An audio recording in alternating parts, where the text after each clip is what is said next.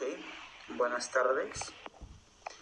Mi nombre es Martínez Eduardo y yo les voy a hablar hoy acerca de la estructura atómica. Bueno, para empezar, ¿qué es un átomo? Bueno, pues un átomo es la unidad principal de la materia. O sea, no se puede dividir. Sin embargo, se puede dividir entre ella.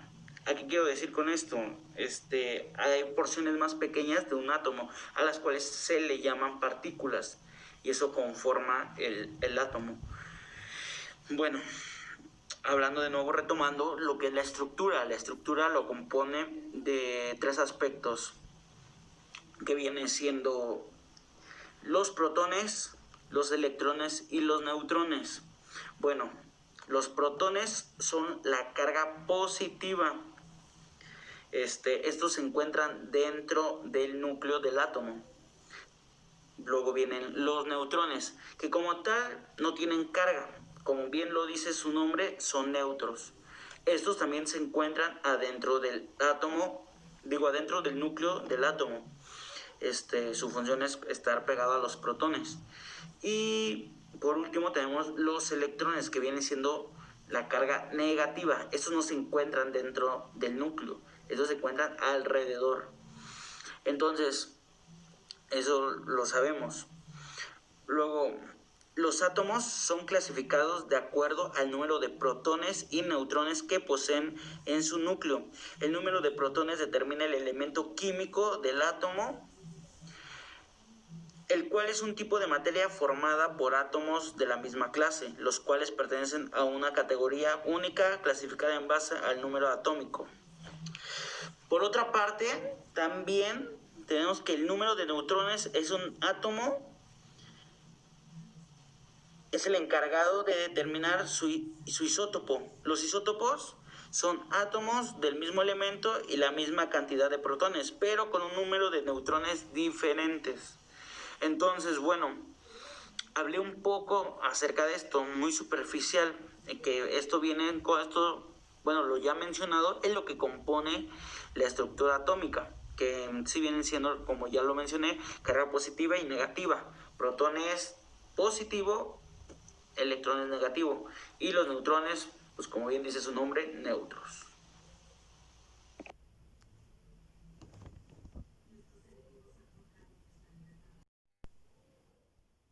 ¿Qué es un semiconductor intrínseco? Bueno, un semiconductor intrínseco es cuando se encuentra puro. ¿Qué queremos decir con puro? Cuando no tiene ninguna impureza ni átomos de otro tipo dentro de su estructura. Bueno, la cantidad de huecos que dejan los electrones en la banda de valencia al atravesar las bandas prohibidas serán igual a la cantidad de electrones libres que se encuentran presentes en la banda de conducción. Cuando se eleva la temperatura de la red cristalina de un elemento semiconductor intrínseco, algunos de sus enlaces covalentes se rompen y varios electrones pertenecientes a la banda de valencia se liberan de la atracción que ejerce el núcleo del átomo sobre estos mismos.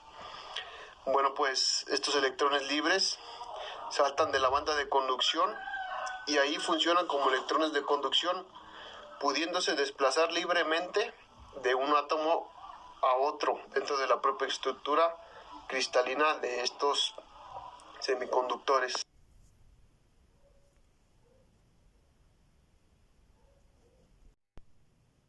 Los semiconductores extrínsecos.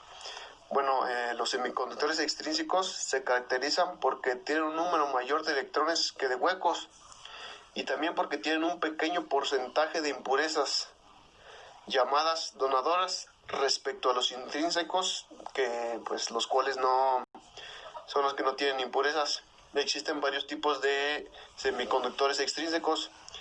El tipo N, que son los que están dopados con elementos prevalentes, que se podría decir que tienen 5 electrones en la última capa.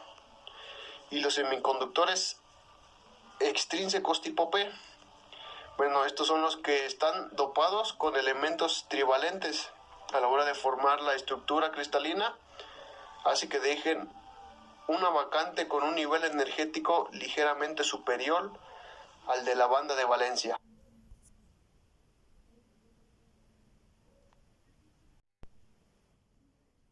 Comportamientos de unión semiconductora PN. Cuando un material de tipo P y un material de tipo N se colocan en contacto, la reacción es muy diferente a cómo reacciona cada uno por separado. Cuando se juntan, específicamente la corriente fluirá más fácilmente y en una sola dirección, lo que creará un diodo básico. Este comportamiento no es reversible. Este se da en la naturaleza en el proceso de transporte de cargas de dos tipos de materiales.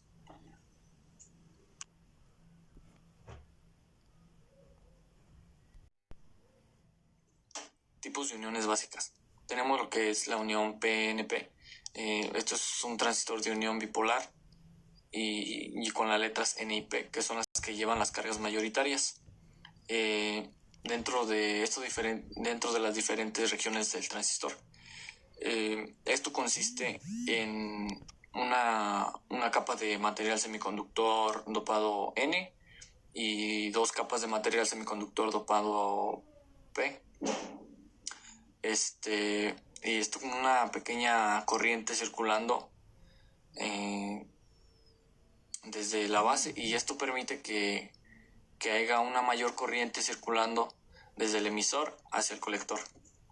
También tenemos lo que son las conexiones NPN, que estas son las mayor usadas, ya que la velocidad del electrón es mayor a la de los huecos. Entonces, pues esto consiste en una capa de material semiconductor dopado P entre dos capas de material semiconductor dopado N. Esto la corriente llega al emisor y después es amplificada y en la salida del transistor NPN.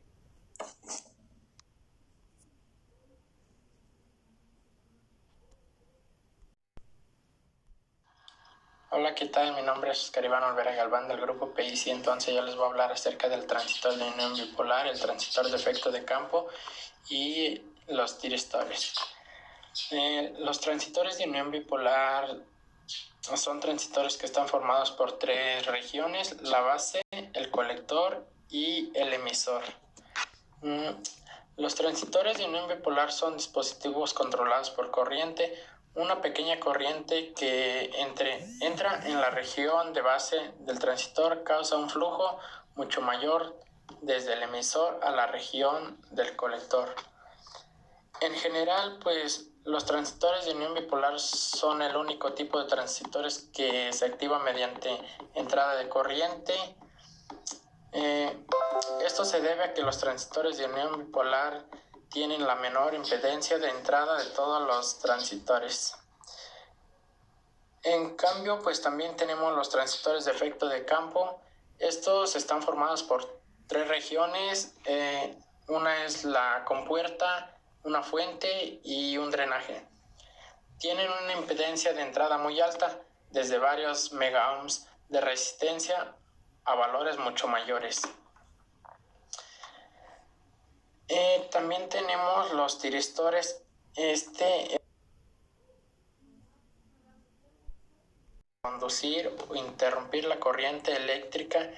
A este componente se le conoce como de potencia porque se utiliza para manejar grandes cantidades de corriente. A comparación de los otros semiconductores que manejan cantidades relativamente bajas, este está conformado por tres terminales: un anodo, un catodo y una compuerta, o mejor conocida como gate, creo. Su función es asemejar al de un relevador o un interruptor mecánico.